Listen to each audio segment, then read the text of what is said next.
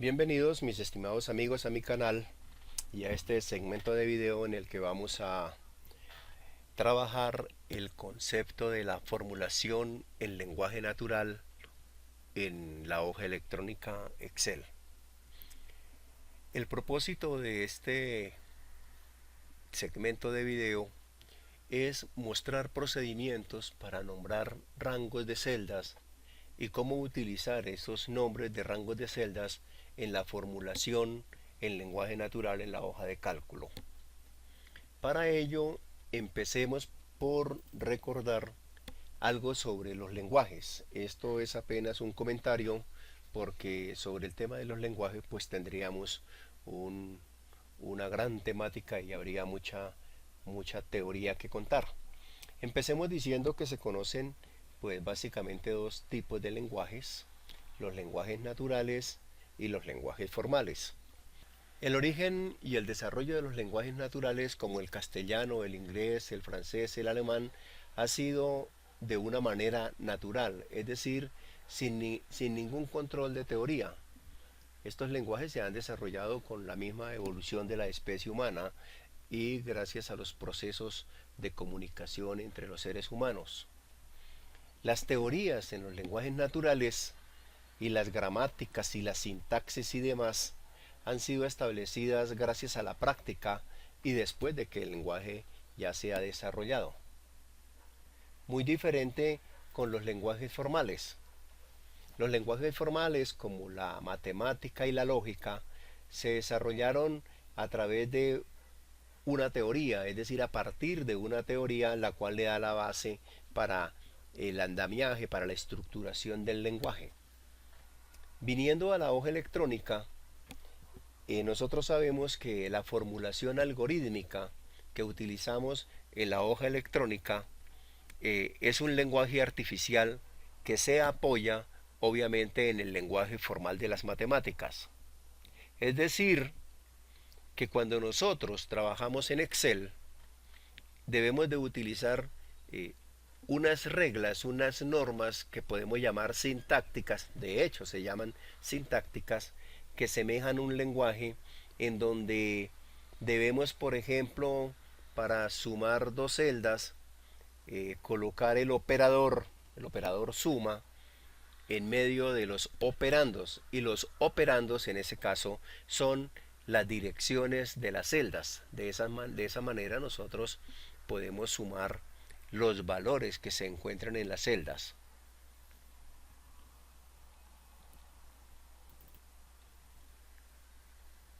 La idea de esta charla es ver cómo se podría aprovechar las prestaciones del Excel para construir fórmulas algorítmicas a partir de expresiones que se aproximen al lenguaje natural y facilitar así el proceso de aprendizaje utilizando la hoja electrónica.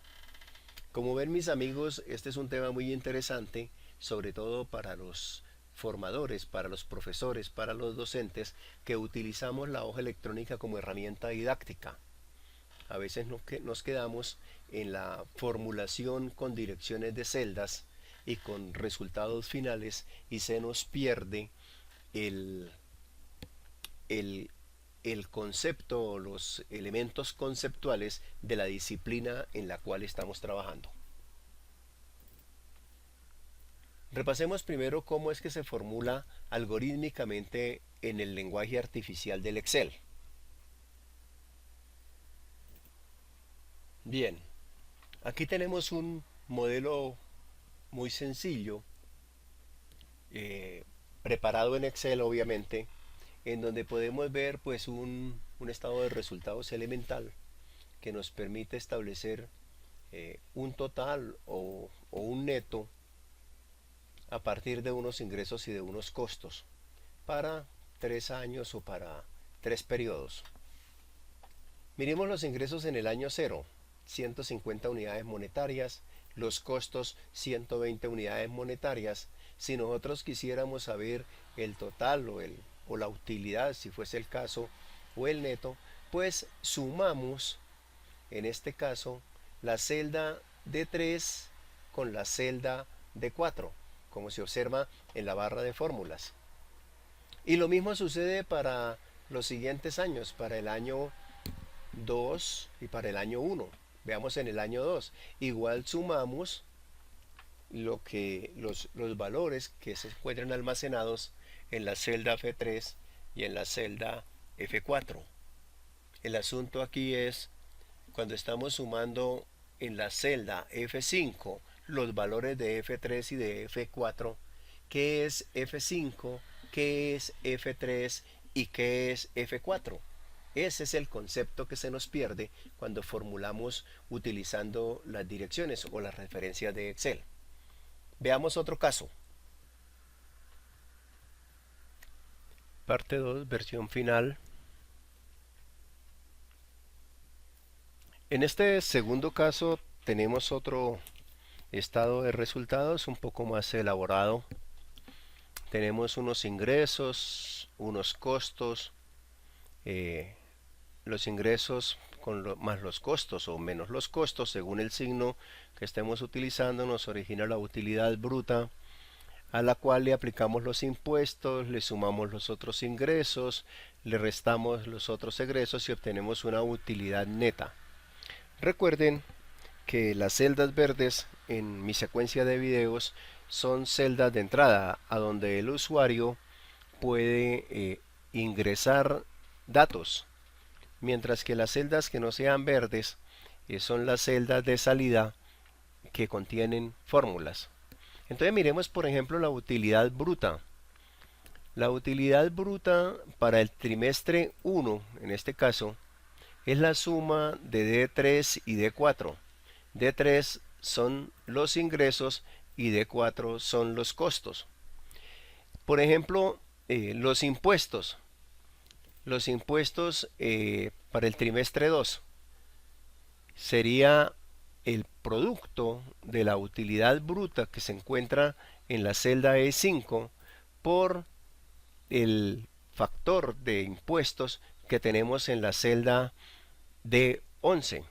A propósito, esta línea no son celdas de entrada porque se encuentran formuladas. Deberíamos de tenerla sin color verde. Y además en su momento esas 4 celdas deberían de estar bloqueadas. ¿Qué vemos en este caso?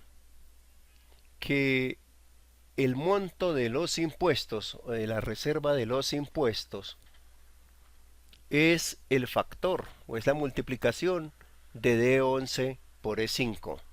Y vuelve la pregunta, ¿qué es D11 y qué es D5? Aquí en procesos de formación, el chico, el aprendiz, el alumno, se preocupa por multiplicar D11 por E5, pero no le es muy claro, no le facilitamos que en realidad está multiplicando la utilidad bruta por el factor de los impuestos. Y lo mismo, por ejemplo, para la utilidad neta. Miremos en la celda F9. Contiene la suma de las celdas F5 a F8, que es la suma de los impuestos más los otros ingresos más los otros egresos, lo que le da la utilidad neta. Pero esos conceptos se le perdieron. Vayamos a un tercer caso y construyamos el modelo utilizando formulación con direcciones en Excel.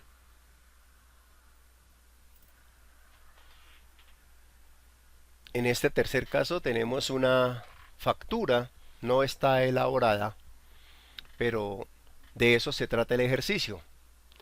Vamos a calcular el total por producto para el primer producto.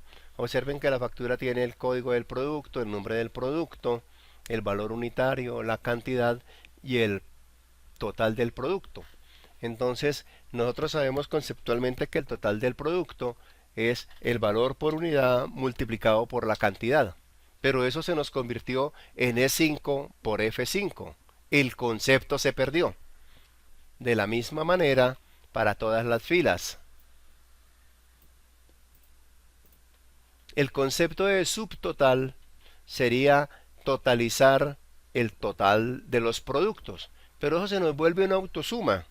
una autosuma de G5 a G10. El porcentaje de descuento, supongamos que es del 5%, nos origina un valor de descuento. Pero ese valor de descuento en este sistema de formulación es nada más G11 por E12. De manera que se nos perdió el concepto de que se trata del subtotal por el porcentaje de descuento. Y lo mismo sucede con el IVA. El porcentaje de IVA y el valor del IVA. Y aquí más crítico, porque el valor del IVA es el subtotal menos el valor del descuento, todo eso multiplicado por el porcentaje de IVA. Sin embargo, el contenido de la celda es un G11 menos un G12 multiplicado por un E13. Y el neto sería el subtotal menos el descuento más el IVA, lo cual se traduce en un G11 menos G12 más G13, que para estos valores que estamos trabajando corresponden a 432.982 pesos. Es decir, hemos formulado, los resultados son correctos, pero hemos estado trabajando con direcciones y escondidas tras las direcciones se nos han refundido los conceptos. La idea es cómo utilizar los nombres que les podemos dar a las celdas para llamar a esta celda, por ejemplo, porcentaje de descuento, o a esta celda IVA, o porcentaje de IVA, y a esta celda llamarla IVA a retener, y a esta celda llamarle valor descuento, de manera que cuando operemos el neto digamos cosas como subtotal menos descuento más IVA. Veamos entonces cómo son las reglas para definir nombres en Excel.